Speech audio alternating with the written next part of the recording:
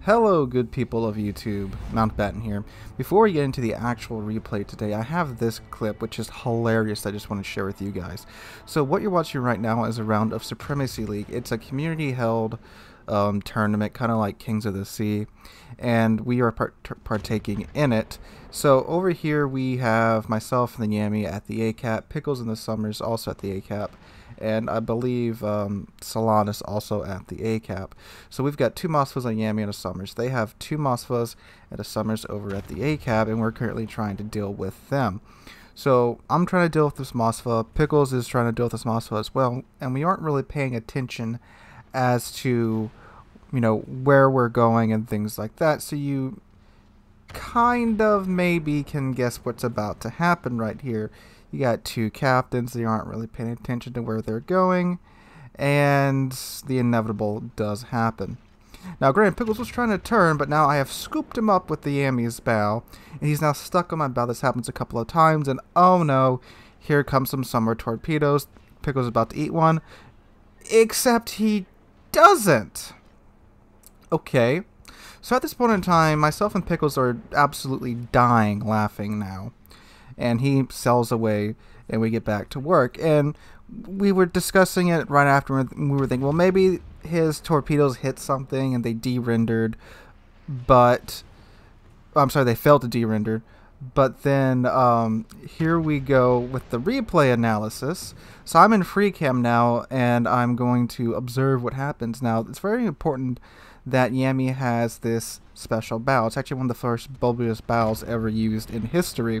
So Pickles gets stuck on it, and watch this.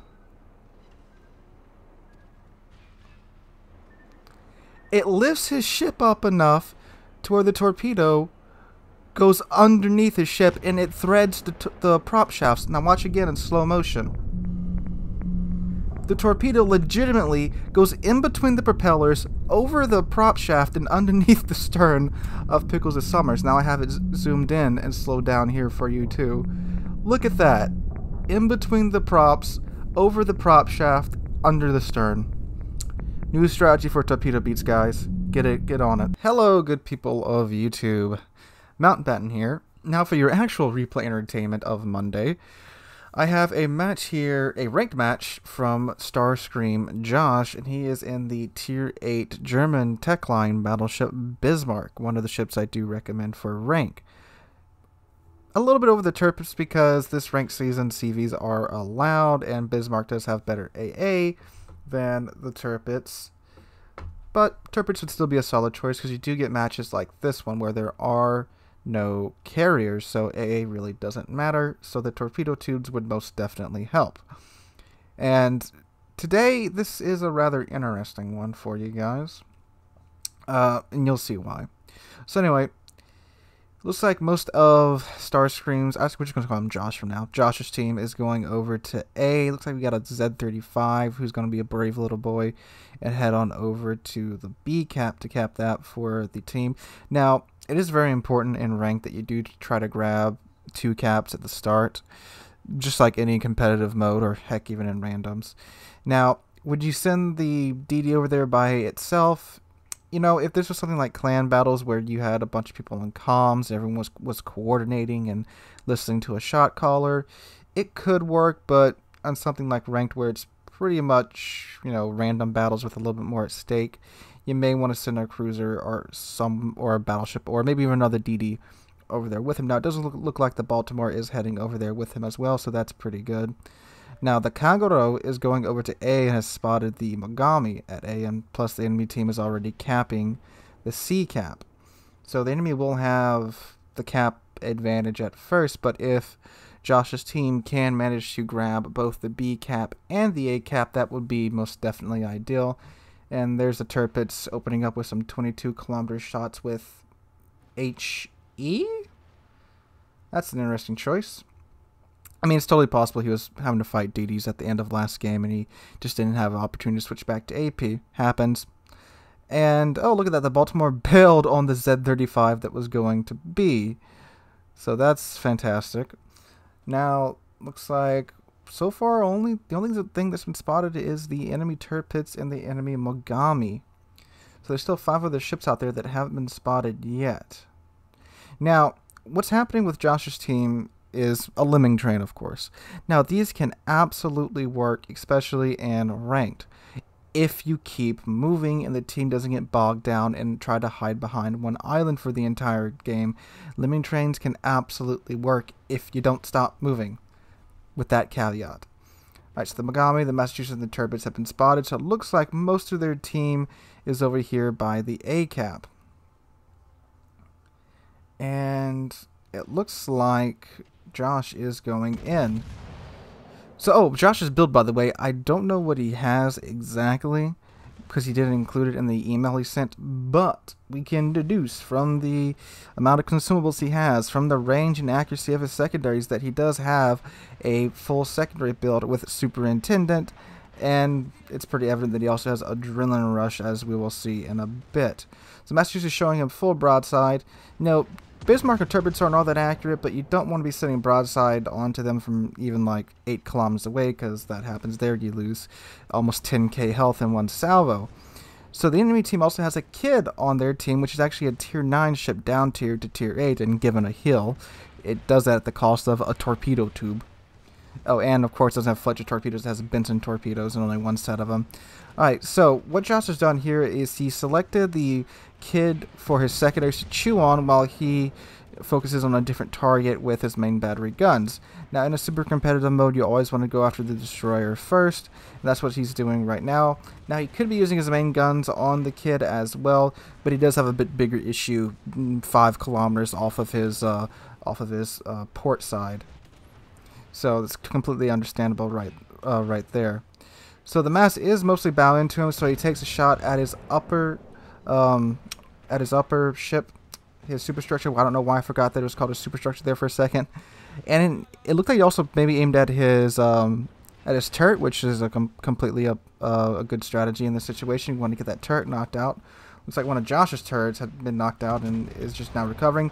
There you go, he takes care of the Massachusetts with a blast to his upper armor belt. And now the Kid is, well, trying to run, but because the Bismarck secondaries are the Bismarck secondaries, they are still giving him a hard time. Now he's got his front 2 turrets trained on the Kid since he's dealt with the Massachusetts. And the Kid eats a 15-inch shell up the prop shaft, and his engine's now broken. And Josh turned his Bismarck a bit to where he can get his secondaries going again. Now, that is one thing with the German ships. They have really good secondaries, but from bow on, there's barely any secondaries that can get going. You have to kind of show a bit of side in order to get those secondaries going. But with the armor of German battleships, that's usually not that big of an issue as long as you remember to angle. So, speaking of angling, he's now turning away from the Kid, the Torpbeats, and the Megami. And it looks like the Torpbeats isn't paying him much mind because, as you'll see, Josh's team has not pushed up. Only one other ship has continued to go forward, and that is the friendly Torpbeats. Now, in this situation, if it was just Josh who pushed up, he would have been absolutely melted by now. But the team has 2 German battleships to worry about, so they have to split their fire, and there goes the Kid, and there's his Close Quarters Expert Award. That friendly Torpbeats has charged down the 4-5 line, while most of the friendly team has stuck around the D line. The Kagoro's now moving up, but for most of that battle, Josh was out there by himself. And that has happened so much to me in ranked where, you know, we get a good push going, and then the team just stops. It doesn't want to move anymore. In this case, the Megami and Torpbeats likely would be dead by now if the Baltimore, Massachusetts, and Kagero had pushed forward with Josh. They would have absolutely crushed these guys over here. They had the numbers advantage. So, unfortunately, that's the situation he's in right now. But fortunately, that brave soul in the Torpbeats also ooga-booga'd down the 4-5 line to split the enemy team's fire, and that's what has saved Josh so far. So now he's also chewing on the Megami with his secondaries and his main battery guns, and the Torpbeats is now running. And Megami's down to 3,000 health. There's a couple more hits from the secondaries or from the main battery guns, and the Megami is done. And there we have it, the Megami is out. Now the enemy Torpbeats is now fleeing away from the fight, and of course that Z-35, who's by himself, unfortunately is no more, and also the other from the cruise, I think it was a Wichita, is also down now as well. So, the situation is that this Tirpitz is running away. He's likely just going to keep kiting for the next couple of minutes. And the friendly team, they're ahead on points by now, but only by 20. And they're going to quickly become... Ooh, Massachusetts ate a couple of torpedoes right there. They're quickly going to get passed up if they don't get another cap.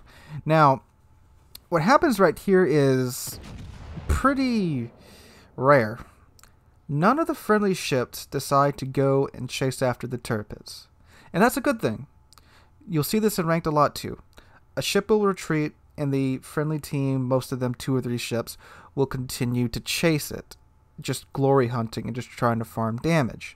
You see this in random battles a lot too.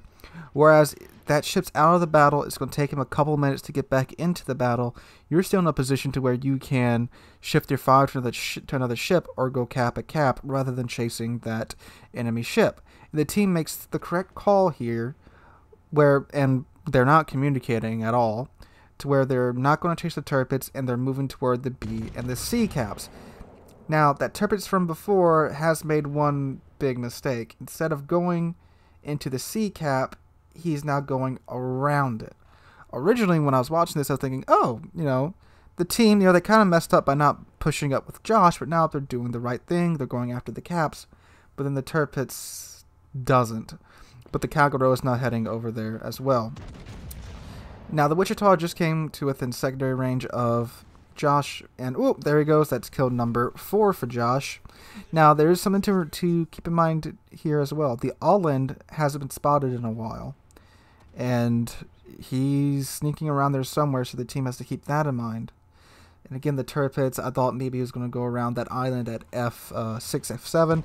No, he's now going up north to deal with the Tirpitz and the Allend, and he's at 1900 health. It would be best if he would just try to go dark and just cap undetected, but he's decided to go in and after the Tirpitz, as has the friendly Montana. Now, the Montana is a pretty good ship and a pretty good brawler, but up against the Tirpitz, it's that's not an even fight per se, because the Tirpitz has torpedoes. There goes the friendly Tirpitz. He potentially could have, saved himself and just tried to cap undetected, but he made his call. Hindsight is 20/20 anyway. And now that Allend from before that I was just mentioning is now capping the A cap. And he's outside the Baltimore's radar range as well. Tirpitz up north is at 3,000 health. Massachusetts up north is at roughly half health-ish. So this Tirpitz down here is now coming back into the battle, and Josh has to deal with it. He's no longer kiting. He's going to present a bit of a problem if he's just allowed to push back into battle while he heals up. Again, Massachusetts at roughly half health. Tirpitz up there, he's healed a little bit, but he's well below like 20% health. So Tirpitz down here is now just coming to within secondary range. There's the torpedoes from the Allend. And now look at the minimap. That Massachusetts is going broadside onto a Tirpitz. 2 + 2 is 4. So now they just lost an almost half health Massachusetts to an almost dead Tirpitz. Enemy team's at 800 points. These ships have to go down if the team wants to win. They could try to cap, but everyone's engaging a ship at this point. Baltimore's engaging the Tirpitz. Josh is engaging the Tirpitz. Kagero is capping. Well, everyone except for the Kagero at this point. So there you go. You got one fire set on the Tirpitz with the secondaries. Now, Tirpitz does have torpedoes. They're 6-kilometer torpedoes. So Josh has to... Oh, Baltimore got the Tirpitz. Josh has to look out for that because he now is well within their range. And he's out of Hydra too. And behold, the Allend shows up to try to assist the Tirpitz in the murdering of Josh even faster. There's a high caliber war. Gets a 6k hit off in the Tirpitz with his front 2 turrets. He knocked out his turret, pops his damage column, put those 2 fires out. Torpedoes are probably already launched by now, so he's turning. Selects the Allend with his secondary guns. Aims for the turrets on the Tirpitz, hits the superstructure for 1,000. He gets a couple of pins on the turrets. Tirpitz launches his catapult plane in the sign of a dying battleship. Now Tirpitz is on fire in 3 places. He's going to be going down here in a moment. Josh is waiting for his guns to reload. Secondaries are chewing on the Allend, but he sees that the Tirpitz is going to burn out. There's his Kraken Unleash and his 5th kill of the game. That leaves just the Allend alive there for the friendly team to deal with. Sectors are chewing away on the Olin, gets his rear 2 turrets out, and there's a dead Olin. So, ladies and gentlemen, what it takes to win in ranked is, well, you gotta murder 90% of the enemy team by, well, not by yourself. A couple of those kills were, well, one of those kills for sure was a kill secure, but in ranked, doesn't matter. Just get the kill. Doesn't matter who gets it. But look at that, 2,000 base XP and #1 on the leaderboard. Good job, Josh. An excellently hard-fought victory, and I'm glad you get to move on now in ranked. And you seem to be having a much better ranked experience than I have. Anyway, guys, I hope you enjoyed that video, enjoyed that little bit at the beginning of the video. If you did, drop a like, leave a comment, and subscribe. We're on our way to 15,000 subscribers. We just passed 14,000 as of me recording this. I cannot thank you guys enough for that. So, hope you're having a wonderful day. Hope to catch you guys in the next one.